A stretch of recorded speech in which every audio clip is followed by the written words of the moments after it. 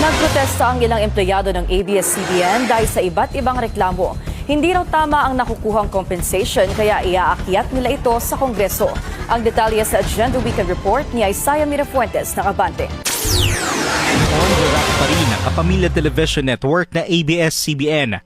Matapos i-anunsyo ang bahagyang pagbangon matapos mawala ng prangkisa, niyanig naman ito ng mismanagement issues at hidwaan sa loob ng pamilya Lopez na may-ari ng kumpanya. Nangako ang ABS-CBN na hindi apektado ang kanilang mga empleyado sa internal dispute ng kumpanya. Pero may plot twist pala. Ibigay ang tamang sahod para sa mga driver ng ABS-CBN! Ibigay ang tamang benepisyo para sa mga gawang driver ng ABS-CBN! Ayon sa mga nagprotesta sa labas ng ABS-CBN compound, ang turing ng Kapamilya Station sa kanilang mga driver at assistant cameraman sa salita lang. Dahil sa totoong buhay raw, pang-aabuso raw ang ginagawa sa mga ito. Kaya naman lumabas at nagprotesta na raw sila dahil umano sa pambubuli at panggigipit sa kanila ng kumpanya. Si Violeto, mag-iisang dekada ng driver ng ABS-CBN News. Pero hindi pa rin siya regular.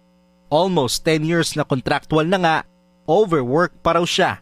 Dahil kahit driver nasa kontrata niya, ginagawa rin daw siyang assistant cameraman. Pati kami minsan, nagiging assistant reporter din kami, nagiging assistant cameraman. Uutusan din kami magtanong-tanong, maging researcher, maging lahat ng trabaho na dyan, halos amin na eh. Tapos babayaran kami 100 piso. Wala rin daw silang hazard pay kahit ibinabato at nagko-cover ng mga balitang delikado sa kanilang buhay. Kumbaga, pag pumasok kami, hindi na namin alam kung makakauwi pa kami sa pamilya namin na buhay. Dagdag niya, 100 pesos lang daw kada araw ang binibigay ng ABS-CBN na dagdag umento para sa dagdag nilang trabaho. Sawa na rin daw sila sa mga pangako ng management na palagi rin naman daw napapako.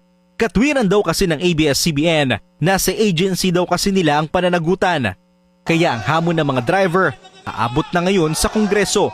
Kung dati ay umingay ang pagdinig sa prangkisa ng kumpanya, ngayon raw ay gagawa ng ingay sa kamera ang hinaing ng mga trabahador na hindi nila itinuturing na empleyado.